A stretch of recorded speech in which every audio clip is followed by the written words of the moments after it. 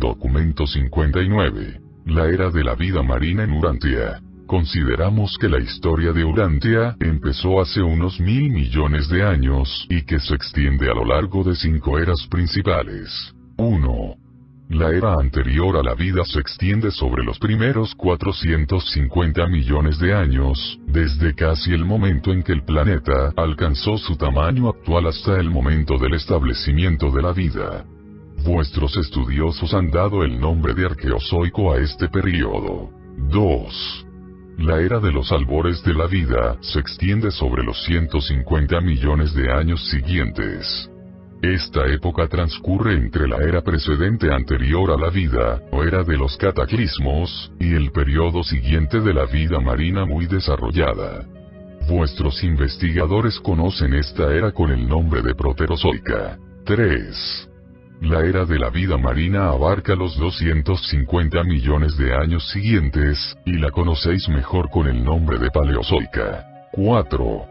La era de la vida terrestre primitiva se extiende sobre los 100 millones de años siguientes, y se la conoce con el nombre de Mesozoica. 5. La era de los mamíferos ocupa los últimos 50 millones de años. Esta era de los tiempos recientes es conocida con el nombre de Cenozoica. La era de la vida marina abarca, pues, alrededor de 1/4 parte de la historia de vuestro planeta. Se la puede subdividir en 6 largos periodos, cada uno de ellos caracterizado por ciertos desarrollos bien definidos tanto en el ámbito geológico como en el terreno biológico. Cuando comienza esta era, los fondos marinos, las grandes plataformas continentales y las numerosas cuencas poco profundas cerca de las costas, están cubiertos de una vegetación prolífica. Las formas más simples y primitivas de la vida animal ya se han desarrollado a partir de los organismos vegetales anteriores, y los primeros organismos animales se han abierto camino gradualmente a lo largo de los extensos litorales de las diversas masas terrestres hasta que los numerosos mares interiores están abarrotados de vida marina primitiva. Como muy pocos de estos organismos primitivos tenían conchas, se han conservado muy pocos como fósiles. Sin embargo, la escena está preparada para los primeros capítulos del gran libro de piedra dedicado a la conservación de los anales de la vida, que las épocas siguientes fueron guardando de manera tan metódica. El continente de América del Norte posee una riqueza asombrosa en depósitos fosilíferos, que abarcan toda la era de la vida marina. Las primeras capas más antiguas están separadas de los estratos más recientes del periodo anterior por grandes depósitos causados por la erosión, que dividen claramente estas dos etapas del desarrollo planetario. 1. La vida marina primitiva en los mares poco profundos, la época de los trilobites. Al principio de este periodo de tranquilidad relativa en la superficie de la Tierra, la vida está confinada a los diversos mares interiores y al litoral oceánico. Hasta este momento no ha evolucionado ninguna forma de organismo terrestre. Los animales marinos primitivos están bien establecidos y preparados para el próximo desarrollo evolutivo. Las amebas, que habían aparecido hacia el final del periodo de transición anterior, son las supervivientes simbólicas de esta etapa inicial de la vida animal. Hace 400 millones de años, la vida marina tanto vegetal como animal está bastante bien repartida por el mundo entero. El clima mundial se calienta ligeramente y se vuelve más uniforme. Se produce una inundación general de las costas de los diversos continentes, en particular de América del Norte y del Sur.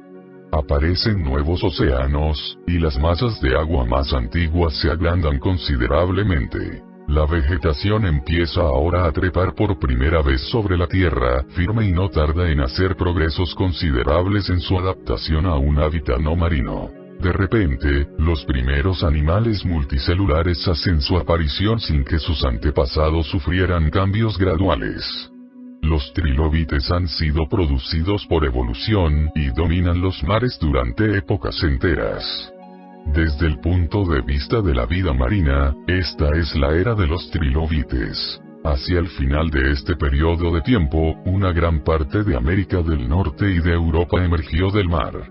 La corteza terrestre estaba temporalmente estabilizada. Las montañas, o más bien unas altas elevaciones de tierra, surgieron a lo largo de las costas del Atlántico y del Pacífico, en las Antillas y en el sur de Europa. Toda la región del Caribe estaba sumamente elevada. Hace 390 millones de años, las tierras continuaban estando elevadas. En algunas partes del este y del oeste de América y de Europa occidental se pueden encontrar los estratos de piedra que se depositaron durante estos tiempos. Se trata de las rocas más antiguas que contienen fósiles de trilobites. Estas rocas fosilíferas se depositaron en los numerosos y largos brazos de mar que se adentraban en las masas continentales. Unos millones de años después, el Océano Pacífico empezó a invadir los continentes americanos. El hundimiento de las tierras se debió principalmente a un ajuste de la corteza, aunque la expansión lateral de las tierras, o deslizamiento continental, fue también una de las causas. Hace 380 millones de años, Asia se estaba sumergiendo y todos los demás continentes experimentaban un surgimiento de corta duración. Pero a medida que avanzaba esta época, el Océano Atlántico recién aparecido hizo grandes incursiones en todos los litorales adyacentes. El Atlántico Norte, o mares árticos, estaba entonces comunicado con las aguas del Golfo Meridional. Cuando este mar del sur penetró en la depresión Apalache, sus olas se rompieron en el este contra unas montañas tan altas como los Alpes, pero en general los continentes estaban formados de tierras bajas sin interés, totalmente desprovistas de belleza natural. Los depósitos sedimentarios de estas épocas son de 4 clases. 1. Conglomerados, materiales depositados cerca de los litorales. 2. Areniscas, depósitos formados en las aguas poco profundas, pero donde había suficientes olas para impedir que se asentara el lodo. 3. Esquistos, depósitos formados en unas aguas más profundas y más tranquilas. 4.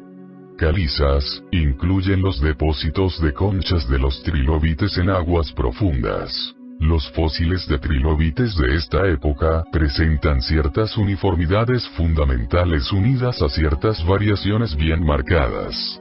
Los animales primitivos que se desarrollaron a partir de las 3 implantaciones originales de vida eran característicos. Los que aparecieron en el hemisferio occidental eran ligeramente diferentes a los del grupo eurasiático y a los del tipo australasiático o australantártico. Hace 370 millones de años, se produjo la gran inmersión casi total de América del Norte y del Sur, seguida por el hundimiento de África y Australia. Solo algunas partes de América del Norte permanecieron por encima de estos mares cámbricos poco profundos. 5 millones de años más tarde, los mares se retiraron ante las tierras que se iban elevando. Todos estos fenómenos de hundimientos y levantamientos de tierras estaban exentos de dramatismo, pues se producían lentamente a lo largo de millones de años. Los estratos fosilíferos de trilobites de esta época afloran aquí y allá por todos los continentes, salvo en Asia Central. Estas rocas son horizontales en muchas regiones, pero en las montañas están inclinadas y deformadas a causa de la presión y del plegamiento. En muchos lugares, esta presión ha cambiado el carácter original de estos depósitos. La arenisca se ha transformado en cuarzo, el esquisto ha sido cambiado en pizarra y la caliza se ha convertido en mármol. Hace 360 millones de años, las tierras continuaban levantándose. América del Norte y del Sur se encontraban bien elevadas. Europa Occidental y las islas británicas estaban emergiendo, a excepción de algunas partes del país de Gales, que se hallaban profundamente sumergidas. Durante estas épocas no había grandes capas de hielo. Los supuestos depósitos glaciales que aparecen relacionados con estos estratos en Europa, África, China y Australia, se deben a los glaciares de montaña aislados o al desplazamiento de detritos glaciales de origen más reciente. El clima mundial era oceánico, no continental. Los mares del sur eran entonces más cálidos que hoy, y se extendían hacia el norte por encima de Norteamérica hasta las regiones polares. La corriente del Golfo pasaba por la parte central de América del Norte y se desviaba hacia el este para bañar y calentar las costas de Groenlandia, convirtiendo este continente, ahora cubierto por un manto de hielo, en un verdadero paraíso tropical. La vida marina era muy semejante en todo el mundo y consistía en algas marinas, organismos unicelulares, esponjas simples, trilobites y otros crustáceos, camarones, cangrejos y langostas.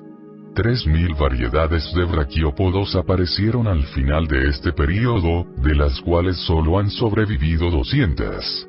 Estos animales representan una variedad de la vida primitiva que ha llegado hasta la época actual prácticamente sin cambios. Pero los trilobites eran las criaturas vivientes dominantes. Eran animales sexuados y existían en muchas formas. Como eran malos nadadores, flotaban perezosamente en el agua o se arrastraban por los fondos marinos, y se enroscaban para protegerse contra los ataques de sus enemigos que aparecieron más tarde. Alcanzaban una longitud entre 5 y 30 centímetros, y se desarrollaron en 4 grupos distintos: carnívoros, herbívoros, omnívoros y comedores de lodo. La capacidad de este último grupo para alimentarse ampliamente de materia inorgánica, fueron los últimos animales multicelulares que pudieron hacerlo, explica su gran multiplicación y su larga supervivencia. Este era el cuadro biogeológico de Urantia al final de aquel largo periodo de la historia del mundo, que abarcó 50 millones de años, y que vuestros geólogos han denominado Cámbrico. 2. La etapa de la primera inundación continental, la época de los animales invertebrados. Los fenómenos periódicos de elevación y hundimiento de las tierras, característicos de estos tiempos, se producían todos de manera paulatina y sin ninguna espectacularidad, pues iban acompañados de poca o de ninguna actividad volcánica. Durante todas estas elevaciones y depresiones terrestres sucesivas, el continente asiático madre no compartió por completo la historia de las otras masas de tierra. Experimentó muchas inundaciones, sumergiéndose primero por un lado y luego por el otro, sobre todo durante su historia primitiva, pero no presenta los depósitos rocosos uniformes que se pueden descubrir en los otros continentes. En las épocas recientes, Asia ha sido la más estable de todas las masas terrestres. Hace 350 millones de años, se pudo observar el principio del periodo de las grandes inundaciones de todos los continentes, salvo Asia Central. Las masas terrestres quedaron cubiertas repetidas veces por el agua. Solo las tierras altas de la costa permanecieron por encima de estos mares interiores oscilantes poco profundos pero extendidos. Este periodo estuvo caracterizado por 3 inundaciones de gran importancia, pero antes de que terminara, los continentes subieron de nuevo, y el total de las tierras emergidas llegó a ser un 15% mayor que en la actualidad. La región del Caribe estaba muy elevada. Este periodo no se distingue bien en Europa porque las fluctuaciones terrestres fueron menores, mientras que la actividad volcánica fue más continua. Hace 340 millones de años se produjo otro extenso hundimiento terrestre, excepto en Asia y Australia. Las aguas de los océanos del mundo estaban mezcladas en general. Esta fue la gran época de la piedra caliza. Una gran parte de esta piedra fue depositada por las algas secretoras de cal. Algunos millones de años más tarde, grandes zonas de los continentes americanos y de Europa empezaron a emerger de las aguas. En el hemisferio occidental, solo un brazo del Océano Pacífico permanecía sobre México y las regiones actuales de las montañas rocosas, pero hacia el final de esta época, las costas del Atlántico y del Pacífico empezaron de nuevo a sumergirse. Hace 330 millones de años, se observa el comienzo de un periodo de tranquilidad relativa en todo el mundo, con muchas tierras de nuevo por encima del agua. La única excepción que hubo durante este reinado de tranquilidad terrestre fue la erupción del gran volcán norteamericano al este de Kentucky, una de las actividades volcánicas aisladas más grandes que el mundo haya conocido jamás.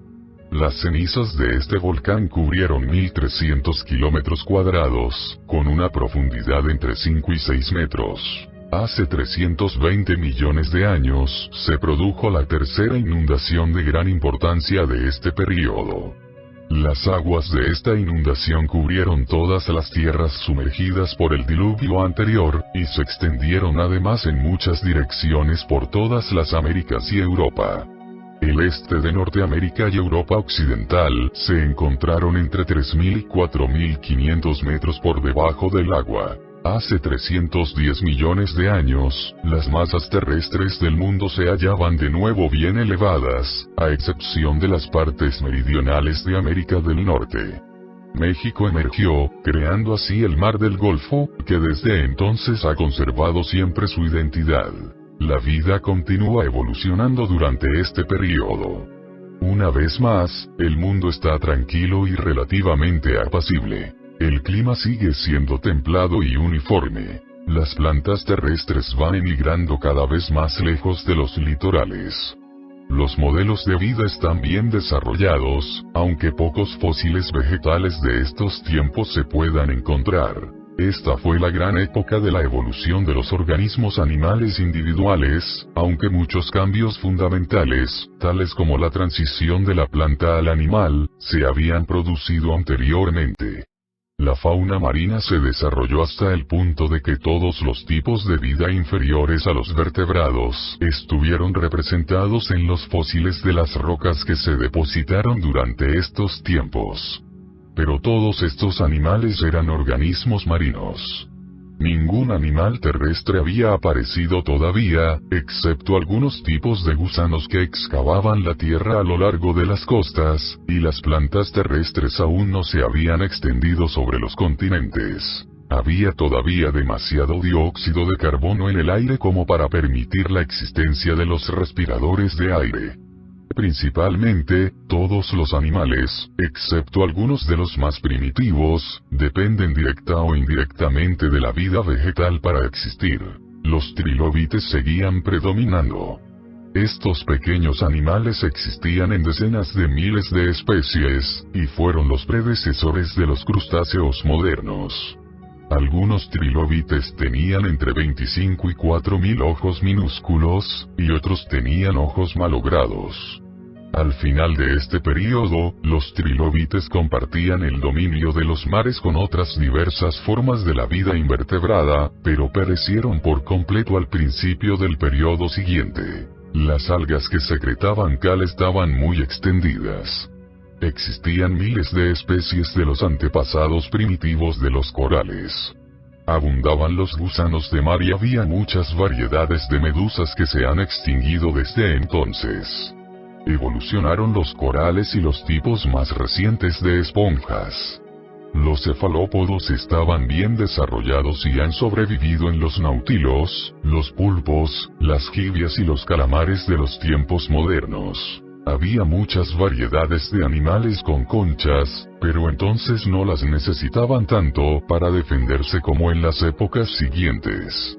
Los gasterópodos estaban presentes en las aguas de los mares antiguos, e incluían a los perforadores de una sola concha, los vígaros y los caracoles. Los gasterópodos bivalvos han atravesado los millones de años intermedios hasta llegar a nuestros días casi como existían entonces, y engloban a los mejillones, las almejas, las ostras y las veneras. Los organismos con concha de valva evolucionaron también, y estos braquiópodos vivieron en aquellas aguas antiguas poco más o menos como existen hoy. Sus valvas estaban provistas incluso de charnelas, de muescas y de otros tipos de dispositivos protectores. Así termina la historia evolutiva del segundo gran periodo de la vida marina, que vuestros geólogos conocen con el nombre de Ordovícico. 3.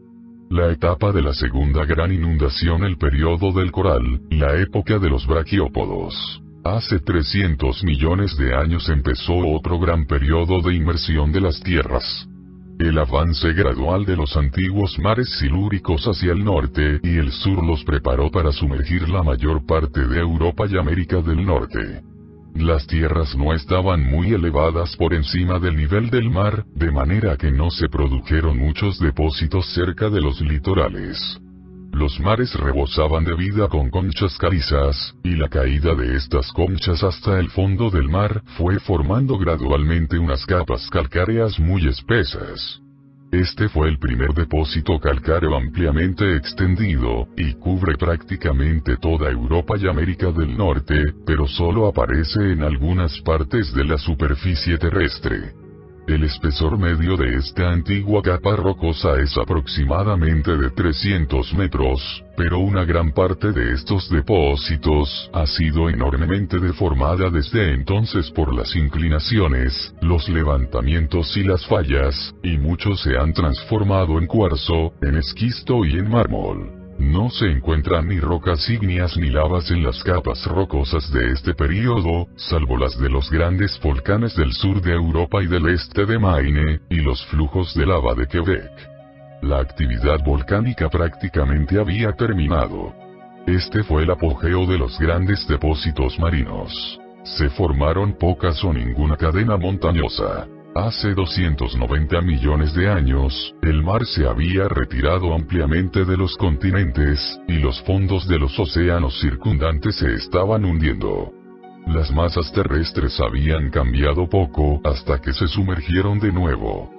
Los primeros movimientos montañosos estaban empezando en todos los continentes, y los levantamientos más importantes de la corteza fueron los Himalayas en Asia y las grandes montañas de Caledonia, que se extienden desde Irlanda hasta Spitsbergen, pasando por Escocia. Una gran parte del gas, el petróleo, el zinc y el plomo se encuentran en los depósitos de esta época. El gas y el petróleo proceden de las enormes acumulaciones de materia vegetal y animal que se depositaron durante la inmersión terrestre anterior, mientras que los depósitos minerales representan la sedimentación de masas de agua en calma. Muchos depósitos de sal gema corresponden a este período. Los trilobites declinaron rápidamente y los moluscos más grandes, o cefalópodos, pasaron a ocupar el primer plano. Estos animales alcanzaban un tamaño de 5 metros de largo por 30 centímetros de diámetro, y se convirtieron en los dueños de los mares. Esta especie animal apareció repentinamente y se hizo con el dominio de la vida marina. La gran actividad volcánica de esta época tuvo lugar en la zona europea. Desde hacía millones y millones de años, no se habían producido unas erupciones volcánicas tan violentas y extensas como las que sucedieron ahora alrededor de la depresión del Mediterráneo, sobre todo en las cercanías de las Islas Británicas. Este flujo de lava sobre la región de las Islas Británicas aparece actualmente bajo la forma de capas alternas de lava y de roca con un espesor de unos 8.000 metros. Estas rocas fueron depositadas por las corrientes intermitentes de lava que se esparcieron sobre un lecho marino poco profundo, entremezclando así los depósitos de roca, y todo esto se elevó posteriormente a una gran altura sobre el nivel del mar. En el norte de Europa se produjeron violentos terremotos, particularmente en Escocia. El clima oceánico seguía siendo suave y uniforme, y los mares calientes bañaban las costas de las tierras polares. Los fósiles de los braquiópodos y de otras formas de vida marina se pueden encontrar en estos depósitos hasta en el mismo polo norte. Los gasterópodos, braquiópodos, esponjas y corales formadores de arrecifes continuaron aumentando. El final de esta época es testigo del segundo avance de los mares silúricos y de una nueva mezcla de las aguas oceánicas del norte y del sur.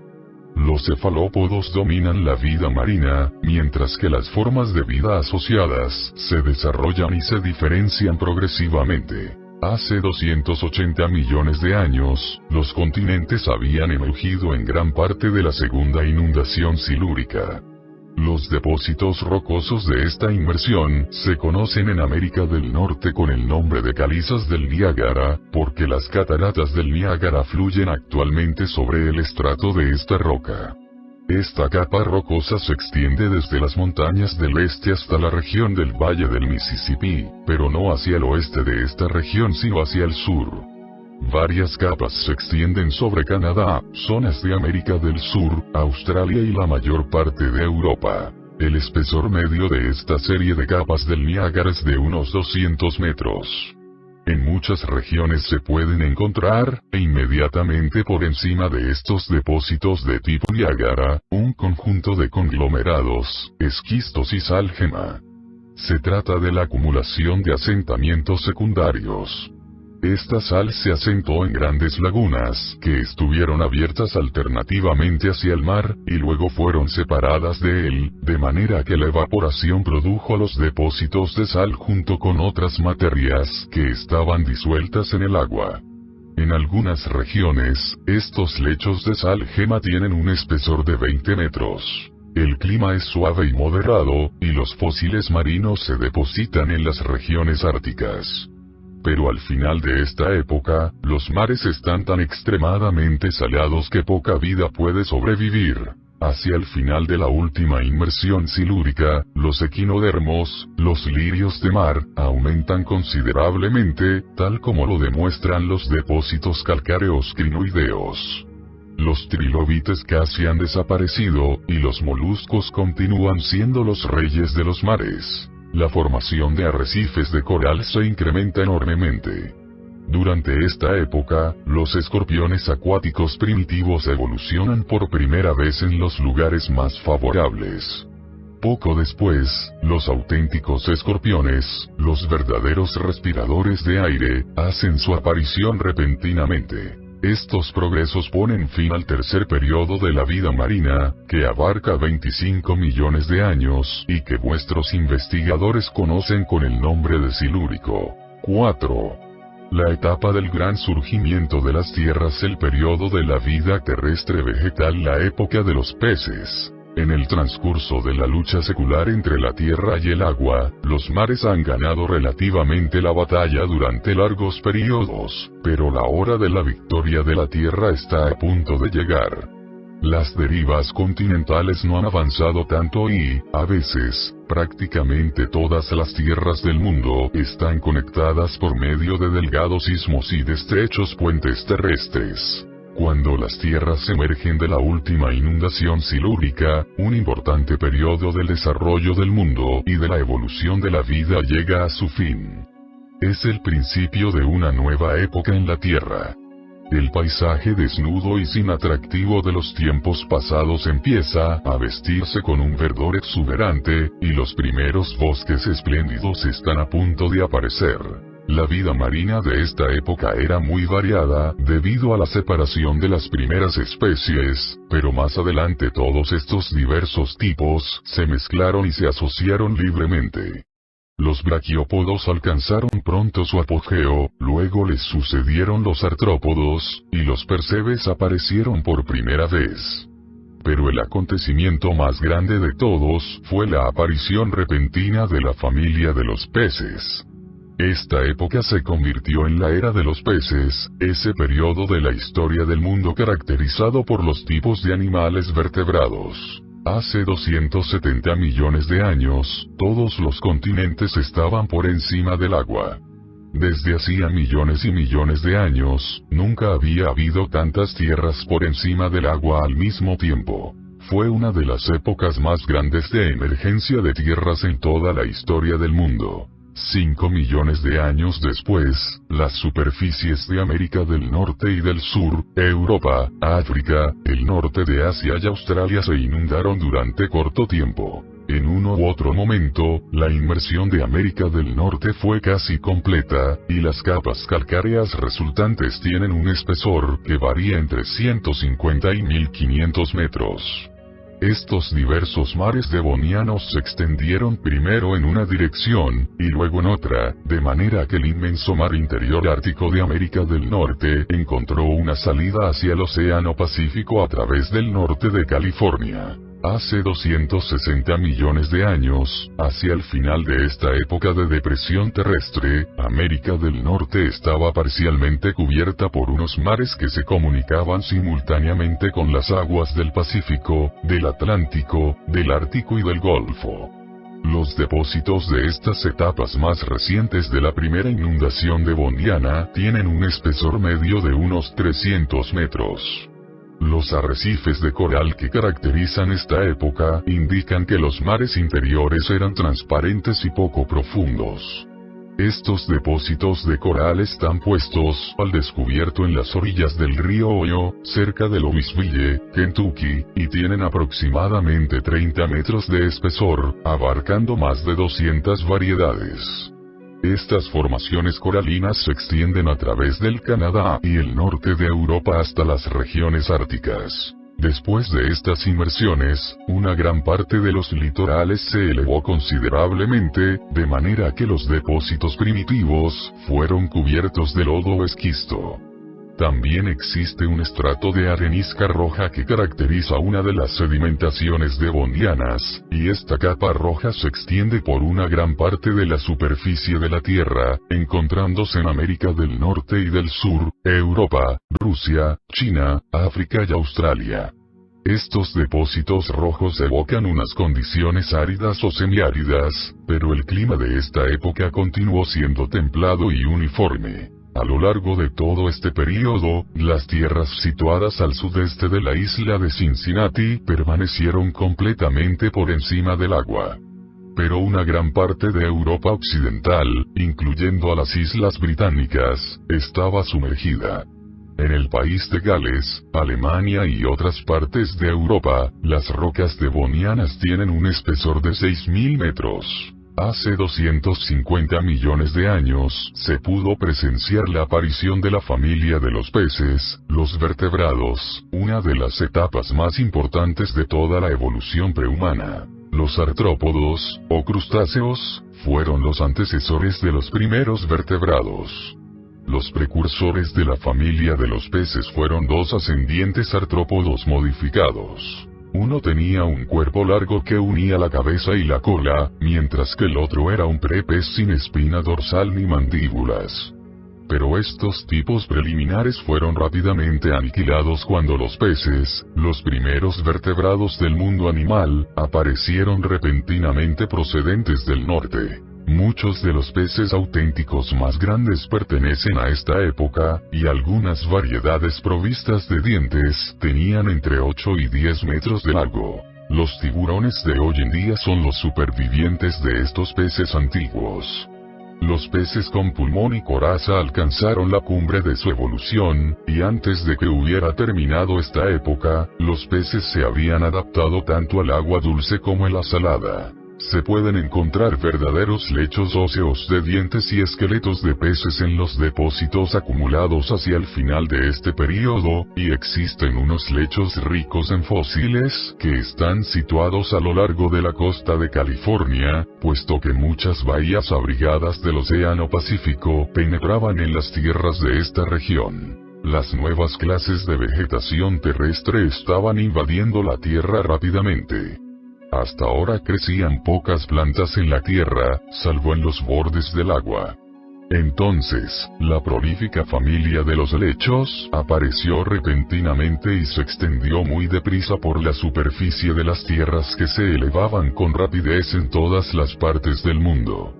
Pronto se desarrollaron unos tipos de árboles de 60 centímetros de grueso y 12 metros de altura. Más tarde evolucionaron las hojas, pero estas variedades primitivas solo poseían un follaje rudimentario.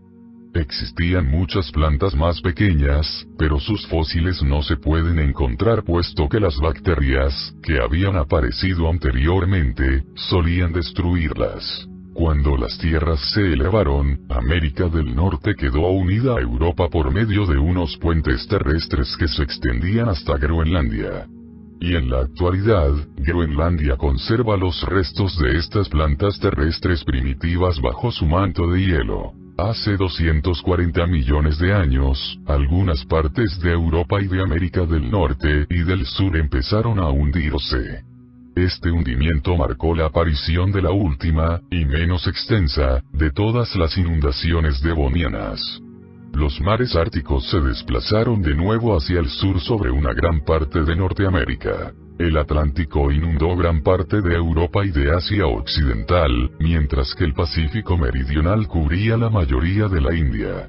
Esta inundación fue tan lenta en aparecer como en retirarse. Las montañas Catskill, situadas a lo largo del margen occidental del río Hudson, son uno de los mayores monumentos geológicos de esta época que se pueden encontrar en la superficie de América del Norte. Hace 230 millones de años, los mares continuaban retirándose. Una gran parte de América del Norte estaba por encima del agua, y en la región del San Lorenzo se produjo una importante actividad volcánica. El Monte Real, en Montreal, es la chimenea erosionada de uno de estos volcanes. Los depósitos de toda esta época están bien visibles en los montes Apalaches de América del Norte, allí donde el río Susquehanna ha tallado un valle que pone al descubierto estas capas sucesivas que alcanzaron más de 4.000 metros de espesor. Los continentes continuaban elevándose y la atmósfera se iba enriqueciendo en oxígeno. La Tierra estaba cubierta de inmensos bosques de helechos de 30 metros de alto, y de los árboles característicos de aquellos tiempos, unos bosques silenciosos donde no se escuchaba el menor ruido, ni siquiera el susurro de una hoja, pues aquellos árboles carecían de hojas. Y así llegó a su fin uno de los periodos más largos de la evolución de la vida marina, la época de los peces. Este periodo de la historia del mundo duró casi 50 millones de años. Vuestros investigadores lo conocen con el nombre de Devónico. 5. La etapa del desplazamiento de la corteza, el periodo carbonífero de los bosques de helechos, la época de las ranas. La aparición de los peces durante el periodo anterior señala el punto culminante de la evolución de la vida marina. A partir de este momento, la evolución de la vida terrestre se vuelve cada vez más importante. Este periodo se inicia en unas condiciones casi ideales para la aparición de los primeros animales terrestres. Hace 220 millones de años, muchas zonas continentales, incluyendo la mayor parte de América del Norte, se encontraban por encima del agua. La Tierra estaba invadida por una vegetación exuberante.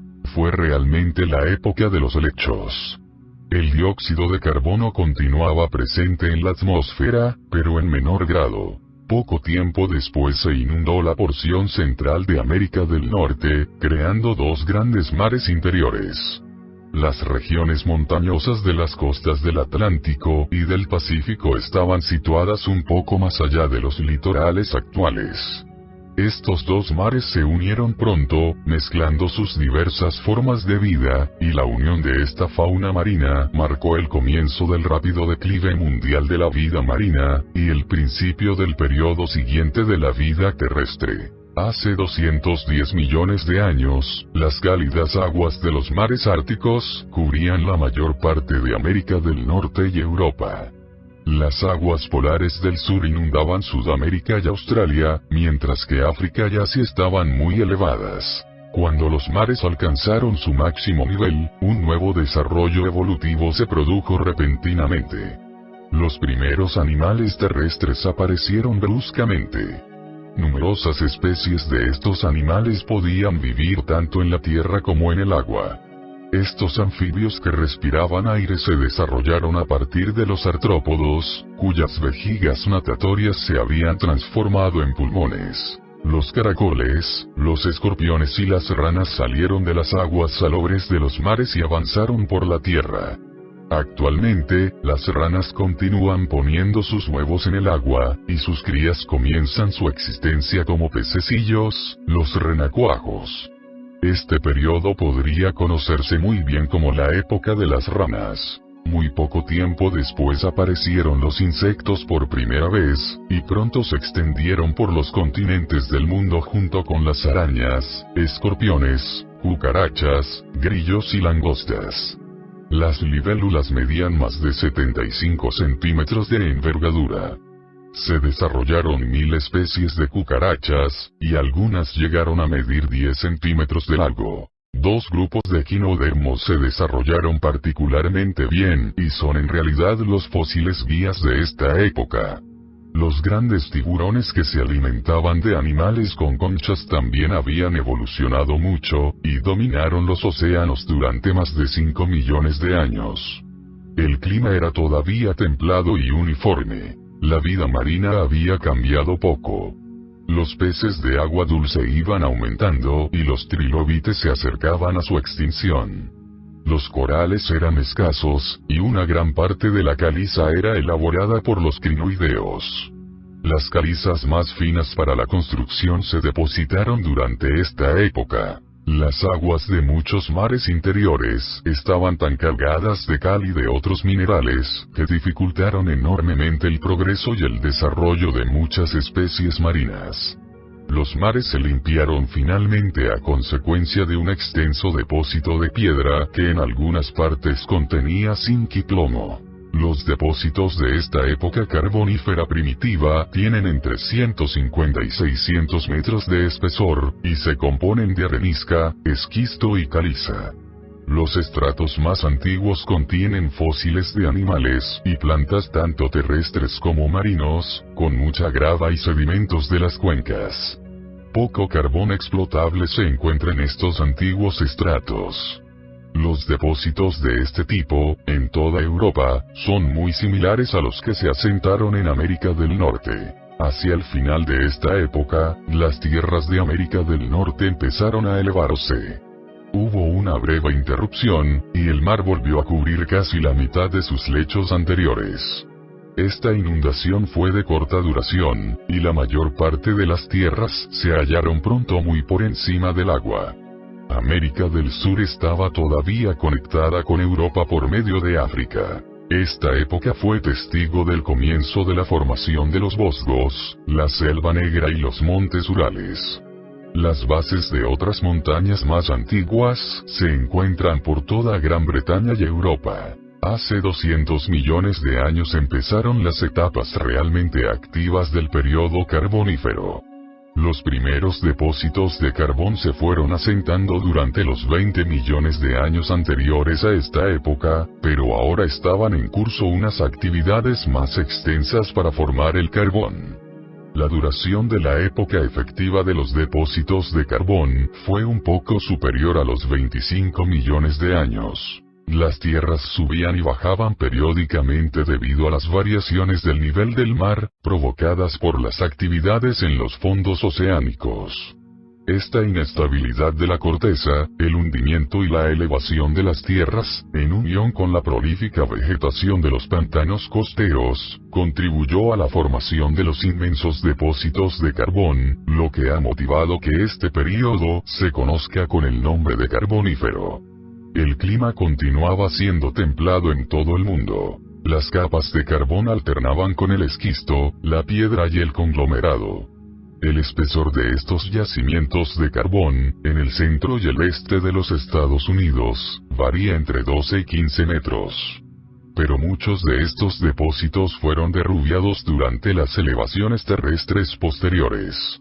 En algunas partes de América del Norte y Europa, los estratos carboníferos tienen 5.500 metros de espesor. La presencia de las raíces de los árboles que crecían en la arcilla que está debajo de los actuales yacimientos de hulla demuestra que el carbón se formó exactamente en el lugar donde se encuentra ahora. El carbón está constituido por los restos, conservados por el agua y modificados por la presión, de la vegetación exuberante que crecía en las ciénagas y en las orillas de los pantanos de esta época lejana. Los estratos de carbón contienen a menudo gas y petróleo a la vez. Los yacimientos de turba, restos de una antigua vegetación, se convertirían en un tipo de carbón, si fueran sometidos a una presión y a una temperatura adecuada. La antracita ha estado sometida a más presión y temperatura que otros tipos de carbón. En América del Norte, el número de las capas carboníferas de los distintos yacimientos, que indican la cantidad de veces que la Tierra se hundió y se elevó, varía entre 10 en Illinois, 20 en Pensilvania, 35 en Alabama, y 75 en Canadá. En los yacimientos de carbón se encuentran fósiles tanto de agua dulce como de agua salada. A lo largo de toda esta época, las montañas de América del Norte y del Sur estuvieron activas, elevándose tanto los Andes como las montañas rocosas ancestrales del sur.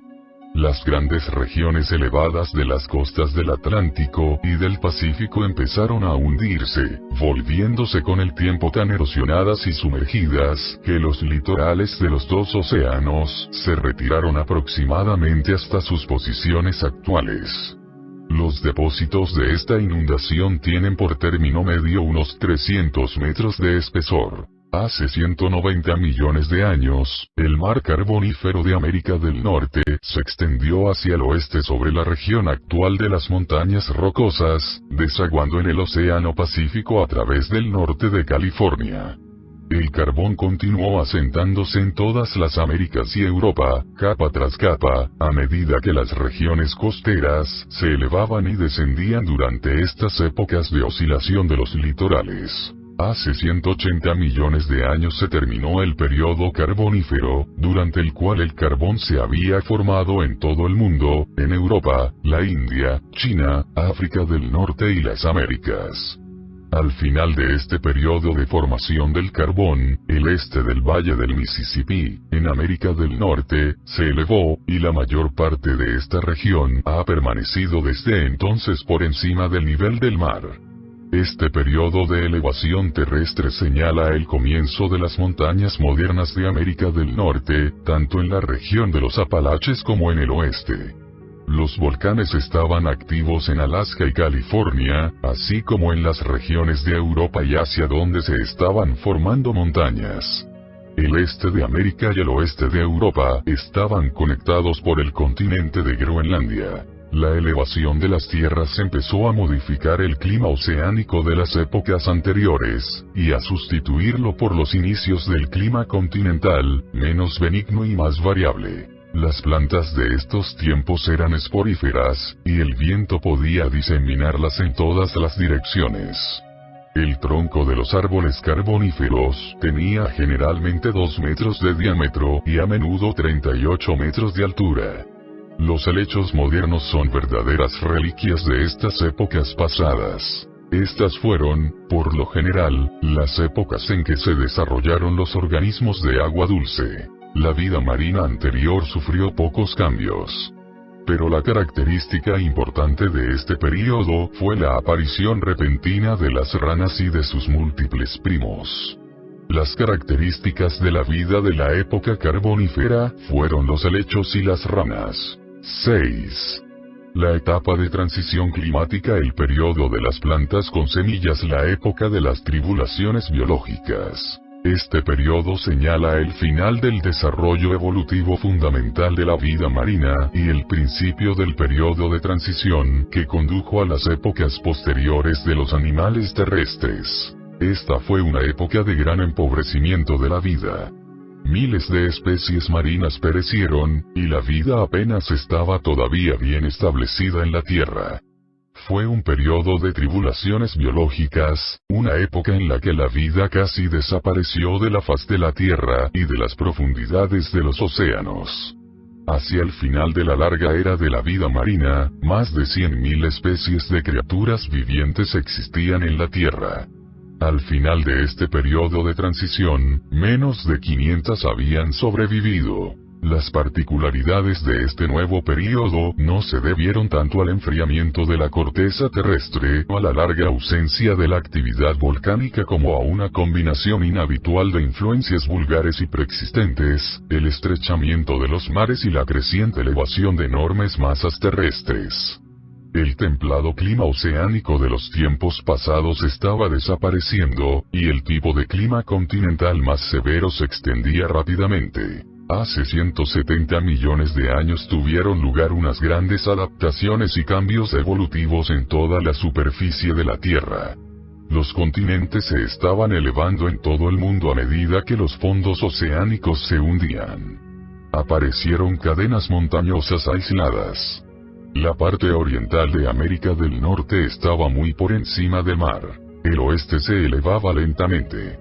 Los continentes estaban cubiertos de lagos salados grandes y pequeños, y de numerosos mares interiores que se comunicaban con los océanos por medio de angostos estrechos. Los estratos de este periodo de transición varían entre 300 y 2100 metros de espesor. La corteza terrestre se plegó extensamente durante estas elevaciones de tierras. Fue una época de elevación continental, pero desaparecieron algunos puentes terrestres, incluyendo a los continentes que habían conectado durante tanto tiempo a América del Sur con África y a América del Norte con Europa. Los lagos y los mares interiores se iban secando gradualmente en todo el mundo. Empezaron a aparecer montañas aisladas y glaciares regionales, especialmente en el hemisferio sur, y el depósito glacial de estas formaciones de hielo locales se puede encontrar en muchas regiones, incluso entre algunas capas superiores de los últimos depósitos de carbón. Aparecieron dos nuevos factores climáticos, la glaciación y la aridez. Muchas de las regiones más elevadas de la Tierra se habían vuelto áridas y estériles. A lo largo de todos estos tiempos de cambios climáticos, se produjeron también grandes variaciones en las plantas terrestres. Las plantas con semillas aparecieron por primera vez, y proporcionaron una mejor provisión de alimentos para la vida animal terrestre que se multiplicaría posteriormente. Los insectos sufrieron un cambio radical. Sus periodos de reposo evolucionaron para hacer frente a las exigencias de la suspensión de las funciones vitales durante el invierno y las sequías. Entre los animales terrestres, las ranas alcanzaron su punto culminante en la época anterior, y declinaron rápidamente, pero sobrevivieron porque podían vivir mucho tiempo incluso en las charcas y los estanques en vías de secarse de aquellos tiempos lejanos extremadamente duros. Durante esta época de decadencia de las ranas, el primer paso de su evolución hacia los reptiles se produjo en África. Como las masas continentales aún estaban conectadas entre sí, estas criaturas prerreptiles que respiraban aire, se diseminaron por todo el mundo. La atmósfera había cambiado tanto en esta época que servía admirablemente para mantener la respiración animal. Poco tiempo después de la llegada de estas ranas prerreptiles, América del Norte se quedó temporalmente aislada, separada de Europa, Asia y América del Sur. El enfriamiento paulatino de las aguas oceánicas contribuyó mucho a la destrucción de la vida en los mares. Los animales marinos de aquellos tiempos se refugiaron temporalmente en tres lugares favorables: la región actual del Golfo de México, la bahía del Ganges en la India y la bahía de Sicilia en la cuenca mediterránea. Desde estas tres regiones, las nuevas especies marinas, nacidas para afrontar la adversidad, salieron más tarde para repoblar los mares. Hace 160 millones de años, la Tierra estaba ampliamente cubierta de una vegetación adaptada al mantenimiento de la vida animal terrestre, y la atmósfera se había vuelto ideal para la respiración animal. Así terminan el periodo de reducción de la vida marina y los difíciles tiempos de adversidad biológica que eliminaron todas las formas de vida, salvo las que tenían un valor de supervivencia. Por lo tanto, estas últimas merecieron ser los antepasados de la vida muy bien diferenciada que se desarrollaría con más rapidez durante las épocas siguientes de la evolución planetaria. El final de este periodo de tribulaciones biológicas, que vuestros estudiosos conocen con el nombre de Pérmico, señala igualmente el final de la larga era paleozoica, que abarca una cuarta parte de la historia planetaria, o sea 250 millones de años. El inmenso criadero de vida que fueron los océanos de Urantia ha cumplido su objetivo. Durante las largas épocas en que las tierras eran inadecuadas para sostener la vida, antes de que la atmósfera contuviera el suficiente oxígeno para mantener a los animales terrestres superiores, el mar dio a luz a la vida primitiva del planeta y la alimentó.